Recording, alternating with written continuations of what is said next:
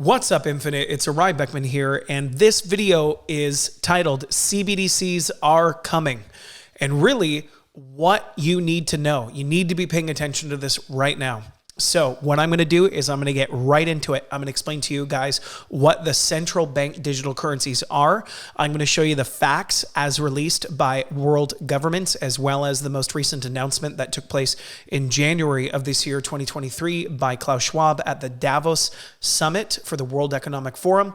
And I'm also going to share with you what the United States government, what the White House is saying about them, some awareness around different technical sheets that have been released about the CBDCs by different governments, stating that they will be programmable and what that means to you. All right, here we go.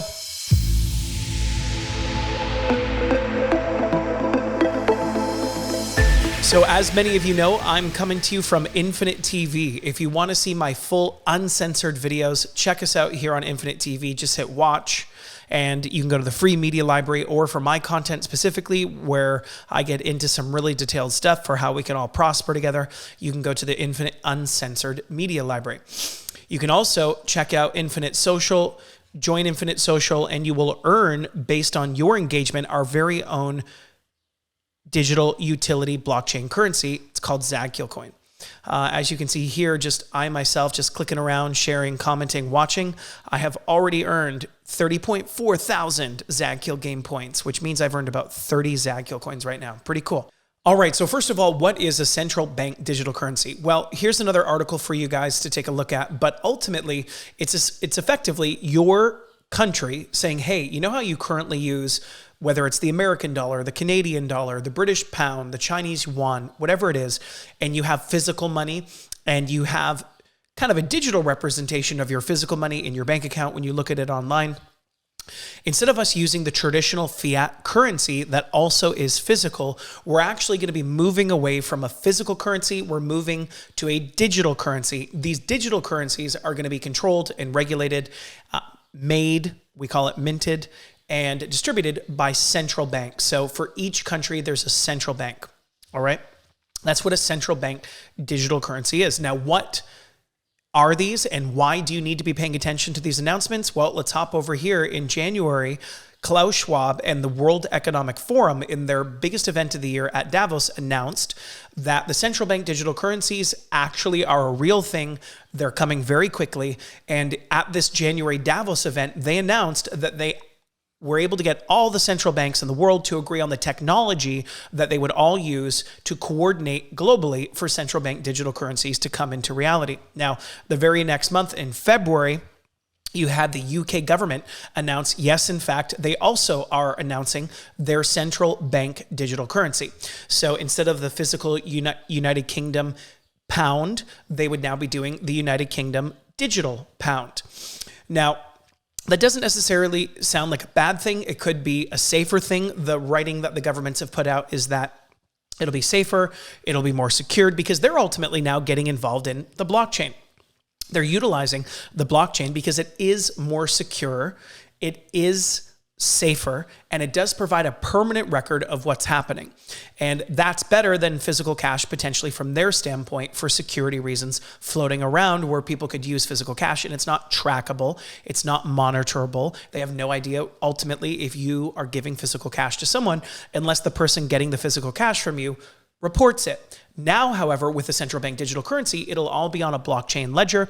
We don't know exactly what they're going to make available to the public domain, but theoretically, the technology of the blockchain ledger is unhackable, it's non-fungible, it's not editable, and it creates a permanent record of being able to track what's happening, who receives what and from whom, when, and then who's sending what to whom, when, and it's on a permanent record. You can't edit it, change it, modify it. The government cannot either. Now, there's going to be a lot of concerns, complaints, and criticism coming out. Make sure you leave your thoughts in the comments below. And if you haven't already, thank you for watching this. Make sure to smash that subscribe, like button, and select notifications to all alerts of my new videos. The reason I'm making them for you here on YouTube is to ultimately show you INFYNIT TV and the incredible blockchain economy and ecosystem we have going on over there. But getting right into it, there's going to be a lot of criticism. So make sure you share your comments and thoughts below. We have an open dialogue here as a community. Share if you love the idea, if you hate the idea. I know a lot of people are not super happy about the concept of the government being able to see and monitor what you do with your money. But maybe some of you think it's safer. With the bank collapses recently at Silicon Valley Bank, with the cryptocurrency exchange FTX having the criminal act of having taken the monies that happened there, a lot of people feel unsafe with their money right now, and they're looking for a safer solution. So maybe some of you agree with the central bank digital currencies, maybe some of you don't. Now in February as well, crazy how they both managed to get their stuff together to both announce it at the same time. India also actually announced that they're going to start piloting their central bank digital currency of their rupee, their government's currency. So it's pretty incredible that in January, Klaus Schwab announced the World Economic Forum had gotten all world central banks to agree to use the same technology which would be needed to turn on the central bank digital currencies globally so that all countries can continue to trade their currencies with each other in this new blockchain central bank digital currency technology stack. And then in February, the UK and India announced that they're going to go ahead and do it. And then actually, this was in September of last year that the United States White House announced their first article of it. But in March of this year, the chairman of the Federal Reserve here in the United States actually announced as well that the United States would be working on their own central bank digital currency initiatives to move your United States dollars, if you're American and watching this, from your bank account, automatically convert them for you to a future central bank digital currency. And what some people have found, however, in the language that England put forward when they described their UK British pound, as well as India's rupee so far, is that these currencies will be programmable. Now, what that meant, and the examples given previously have been that, let's say, as an example, in the future, we're working together as a world to, let's say, maybe bring down greenhouse carbon emissions. All right. Now, the examples they've given have been, as an example, let's say you're at the grocery store, you're trying to buy some meat. They might let you know, hey, sorry, you're not able to purchase that meat. You've already exceeded you've reached your limit of meat consumption this month. So you're not actually going to be able to use your central bank digital currency to purchase that meat as you've reached your limit of greenhouse gas emissions. As we're all trying to work on them together, you can buy an alternative. All right. Now, that is effectively, ultimately, control over your money and control over what you can use it for.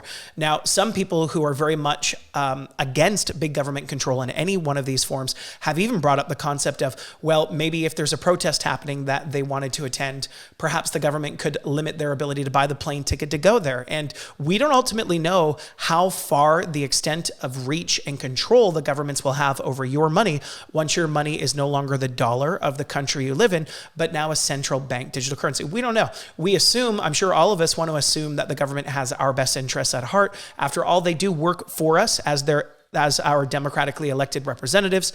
And so this is a great chance for us to engage in some great discussion and dialogue with our local politicians and make sure that they know what you want if and when this technology rolls out.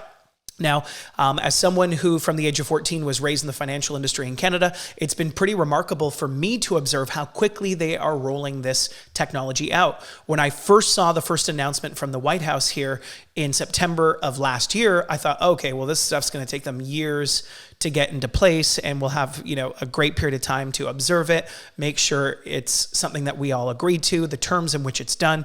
And then yet recently, actually just a few weeks ago, the Federal Reserve announced here on March 15th, 2023, this is about actually now about 3.5 weeks from the filming of this video, the Federal Reserve announced that they're launching the FedNow service 3 months from now in July of 2023. And that is a really fast period of time for them to have first announced it in September and then announce in March that they're actually going to be doing it, and then in July that they're turning on this technology. Now, when you read this article, which the link is going to be below this video, they're going to explain to you that this is an instantaneous payment technology system. It's sort of the first technology needed for the eventual central bank digital currency program here in the United States. And when I've spoken to experts in blockchain development, what they've told me is we don't ultimately know exactly what they're going to do because they haven't opened up, none of the world's governments yet have opened up their tech stack to developers who are working on solutions that could integrate with these central bank digital currencies. But it's very likely that this FedNow service, which is being reported to be an instantaneous money transfer system, is probably the technology that they require in order to then afterwards flick on the central bank digital currencies. So I wanted you to be aware of that. This is coming. The central bank digital currencies are happening. The UK's announced it. The World Economic Forum announced they have all central banks in the world agreed to it.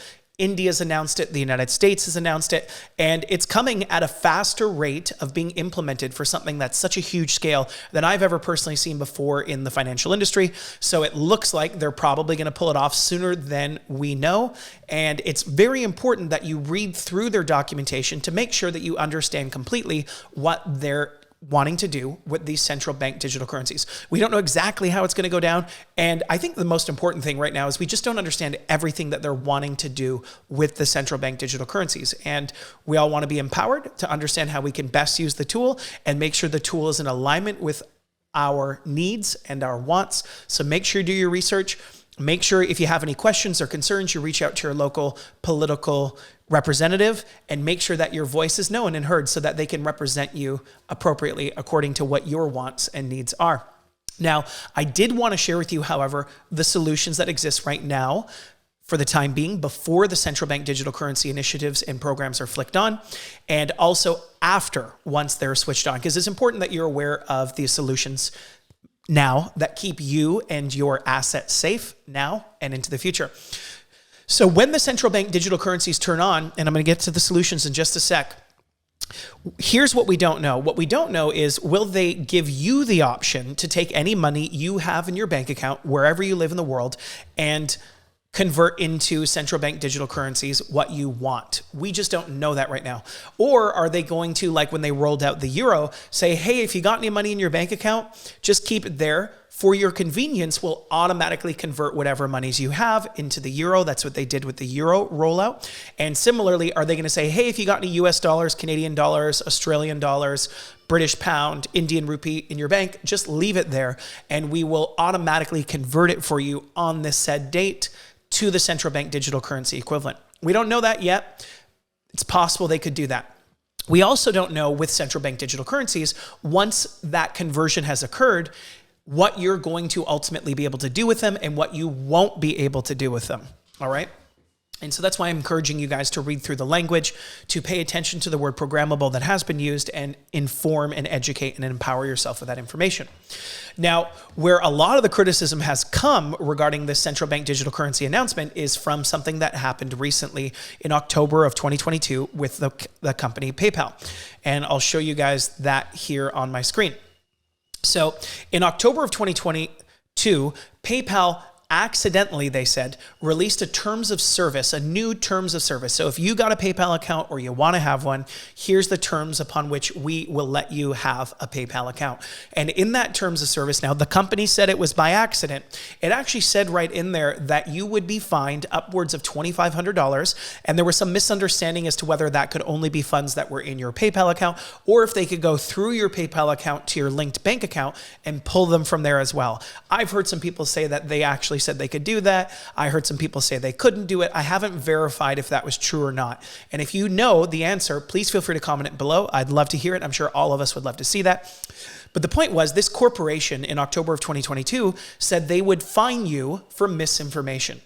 Now, first of all, it's kind of weird to see a corporation that's responsible for 473 million users of financial accounts say that they would fine you if your opinion differed from theirs. That's obviously weird. So initially they apologized. They said, hey, that wasn't supposed to happen. That was by accident.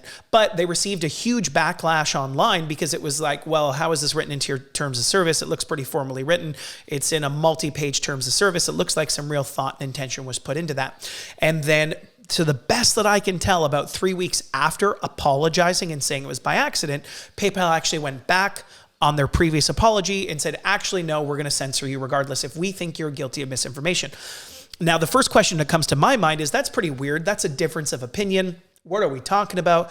Are these things that they think are actually of danger that people are saying? And really, if they do think they're of danger, who are they to be able to make that judgment and fine people for a difference of opinion? Now, it was specifically related to a particular topic that was very hot last year, which I will not mention here on the YouTube video, so that this video is available to you.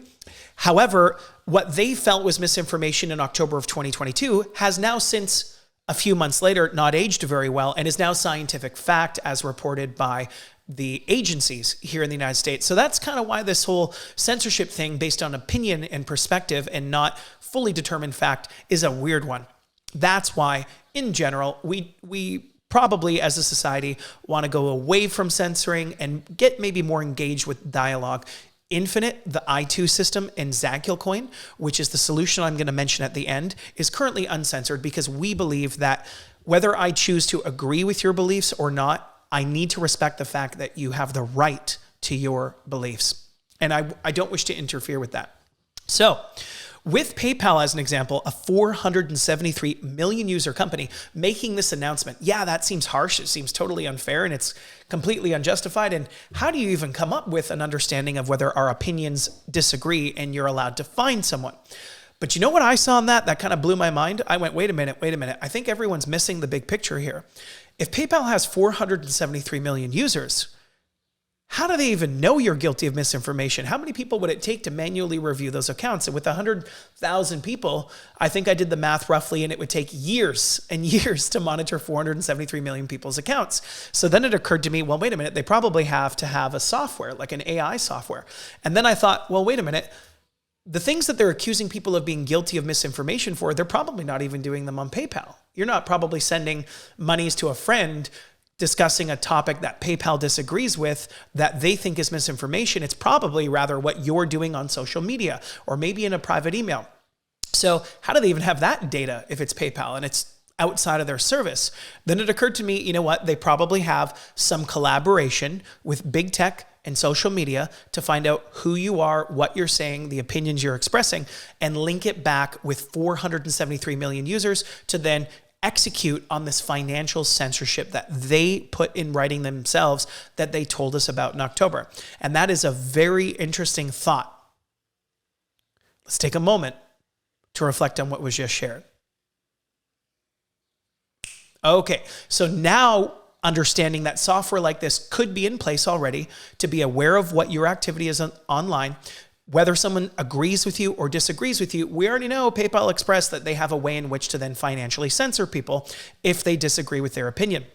So now you can understand a lot of the backlash surrounding the government's ability to then implement a central bank digital currency that could very well give them control over your funds. And if they choose to disagree with you at some point in the future, what could they do?